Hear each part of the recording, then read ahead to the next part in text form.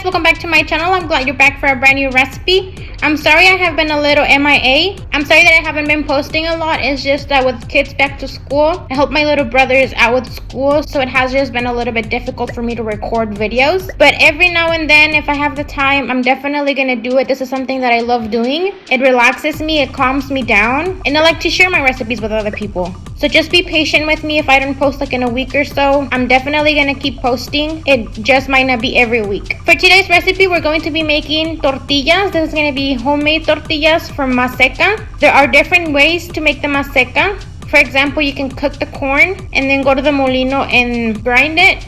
But we're just gonna be easy. We're gonna be using Maseca corn flour. It's a very easy, simple recipe. So let's get started with the video. 1 tablespoon of olive oil, a pinch of salt, 1 cup of white corn flour, 1 cup of pinto corn flour, and these are the 2 flours that I use. It's Masa brand, harina de maíz azul, and harina de maíz just regular. I found these 2 at Walmart, so I know it's easy for you guys to find it at any of your Walmart stores. For sure you're gonna find it at any Mexican stores or even HEB. I know Walmart is all over, so Walmart for sure has it. If not, you can always order it online. There's also Maseca that you can use.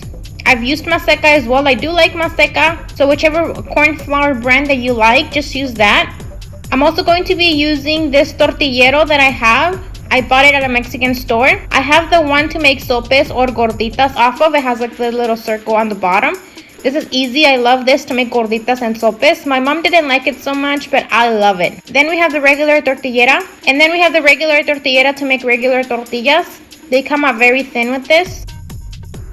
We're going to be using a Ziploc bag or any type of bag that you have. This is just so the masa won't stick to your tortillera. And if you don't have tortillera, you can always use a rolling pin or you can always use a lid. Before I had a tortillera, I would use a lid just to press down and make my gorditas or my tortillas. So any type of lid that you have around your house, you can also use that. Just put pressure on top. I'm going to start off by making my plastic wrap. Like I said, I have a Ziploc bag, so I'm going to be creating a big rectangle. But you can also use 2 squares. It just depends on your preference. It doesn't really matter if you use squares or rectangles, but make sure if you use squares, you have 2 of them, about the same size of your tortillera that you're going to be using. So this is mine. It's a big rectangle. If I wanted to, I can cut it in half and it would be 2 squares. It's up to you however you want to do it.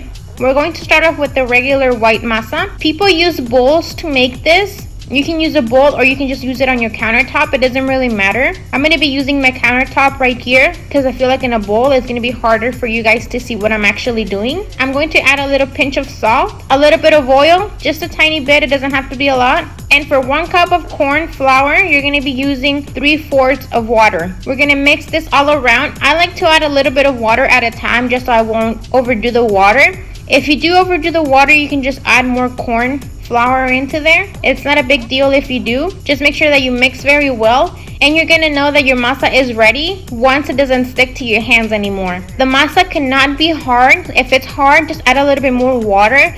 You want to feel the moisture in your masa. I don't know, it's hard to explain, but you can kind of feel the moisture in your masa.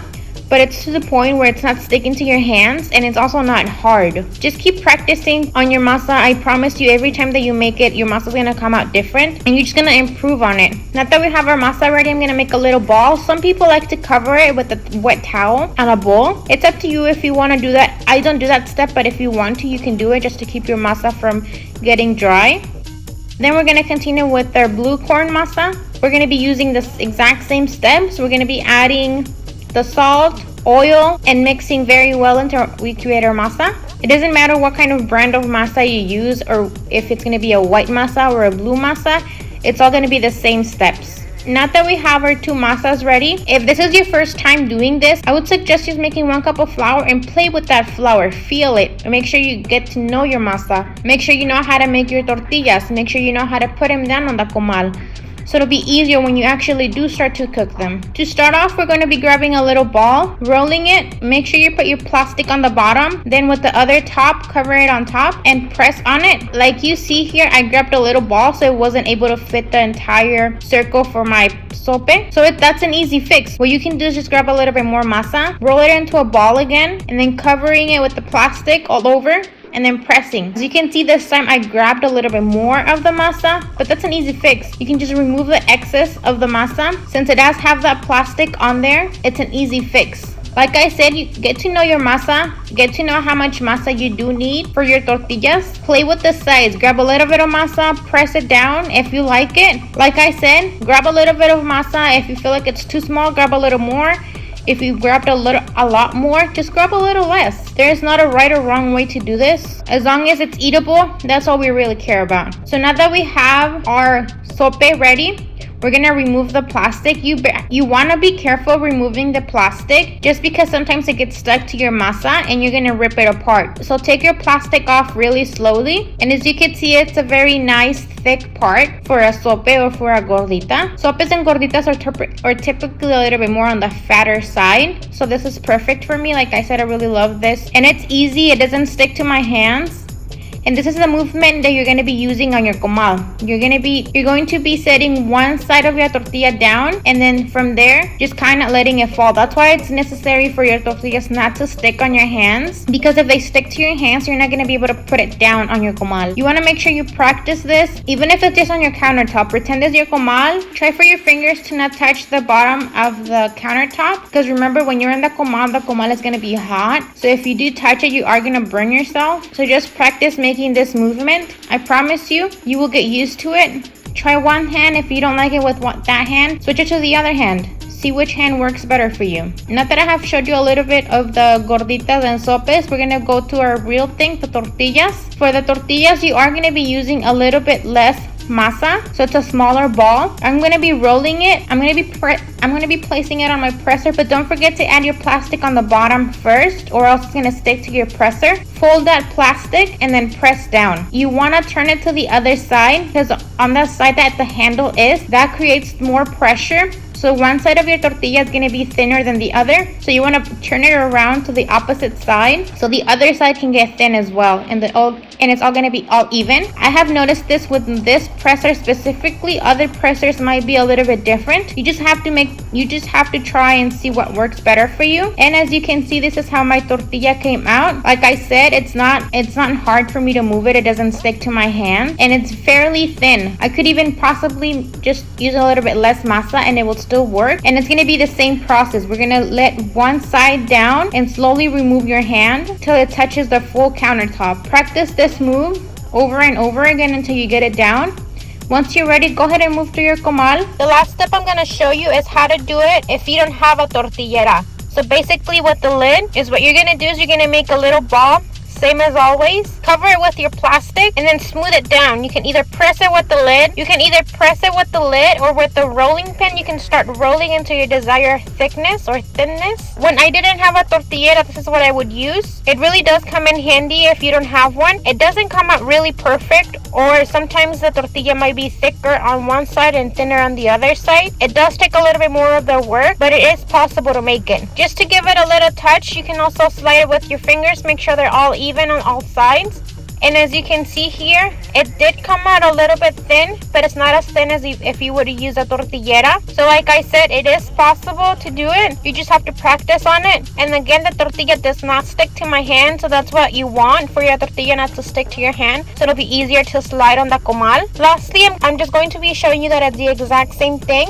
It doesn't matter what color your tortilla is. It doesn't matter what brand of flour that you use. It's all going to be the same thing. I'm going to start by rolling my little ball, covering it with the plastic, and then putting it on my tortillera, pressing it down, flipping it. And as you can see, I grabbed a little bit too much dough, so it went throughout the sides. But this is fixable. You can just roll it back up, take a little less dough. But as you can see, it did come out very thin. So we're going to try again. We're going to take a little bit less dough, press it down, flip it to the other side, and look, a perfect tortilla, even from all sides, and it does not stick to my hand again. We're going to be moving to our comal. Now this, I found it at Walmart. You can find it at any Mexican store as well, or you can even purchase it online. For this, you want to make sure that your comal is hot before you start to make your tortillas in there. You also want to put your heat on medium to low heat, sliding a little bit more toward the medium heat, but not too high. And you want to make sure that the heat is evenly around your comal.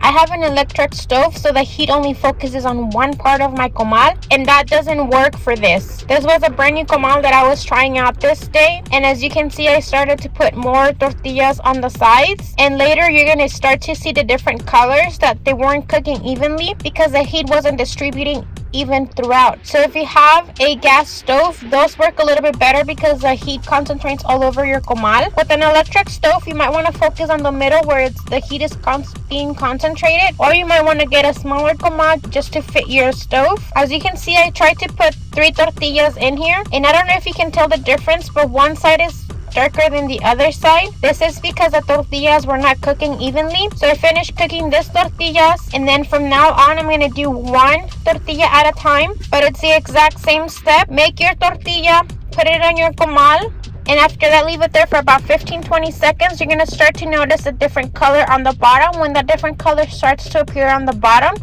where it's touching the comal, you're going to flip it to the other side. Once the other side is fully cooked, you're going to flip it so it can rise up. You're also going to be needing something to put your tortillas in. I'm going to be using this specific thing to make tortillas, and I'm going to be putting a little piece of paper. If you have a cloth, that would work better.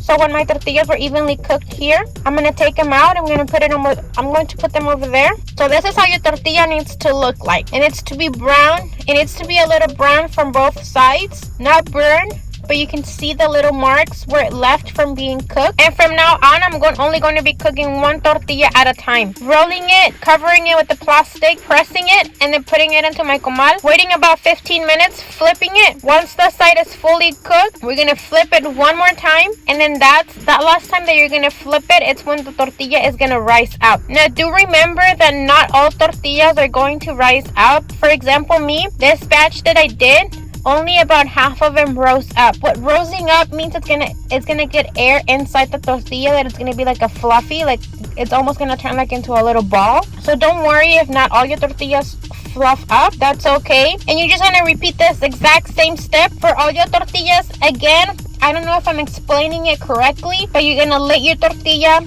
raw on the comal, wait 15 minutes, flip it to the other side, wait until that side is completely cooked, flip it 1 more time to the opposite side, and that's when your tortilla, it's gonna rise up. It's gonna be like a little ball. It's gonna inflate on the inside. Once that side is done cooking, your tortilla is done. You don't have to flip it 1 more time. So in total, you're only gonna be flipping it about 3 times. For example, when I did 3 tortillas at a time in my comal, I was flipping it a little bit more just because I needed the tortillas to cook evenly. But if your heat is evenly distributed throughout your comal, you're only 3 flips. If you feel like you do need more, you can, but it's a less of a chance for your tortillas to fluff up if you flip it more than 3 times. I'm not saying it's impossible for your tortillas to fluff up if you flip it more than 3 times, but I have noticed that it's a less common to not fluff up if you do flip it more than 3 times. I do not know what's the science behind that. And for this 2 cups of flour that I used, 1 cup of the white and 1 cup of the blue flour, I did get about 10 tortillas. And it also depends on how big or small the tortillas that you're going to make. For example, these are medium-sized tortillas. They're not too big, they're not too small. So it is going to depend a lot on how big you make them. And this was the end result for our tortillas. Again, they are very thin. I made them with blue flour and white flour. I'm showing you the difference on them. The only thing that changes is the color of the tortilla. This recipe can really go with anything. Tortillas is what we accompany every single food for. You can make it into tacos, enchiladas, sopes, gorditas, tostadas. You can even get a tortilla with salt and just roll it up. I suggest you guys try that. Once your tortilla is freshly out of the comal, get a little salt, a little butter, roll it up and eat it like that. It's going to be the best thing ever. So I hope you guys enjoyed today's video. Please subscribe to our channel if you haven't already. Give this video a big thumbs up if you liked it. Share with your friends if you loved it. I hope you guys do the tortillas the way I showed you. If you do, don't forget to tag me on my Instagram page. I'm going to leave the link down below. I hope you guys have a great weekend. Good luck with kids going back to school. Like I said, I'm not going to be posting very often because I do help my 2 younger siblings with their homework and school. But I will be posting. So we'll see you guys soon, and I hope you guys have a great day. Bye!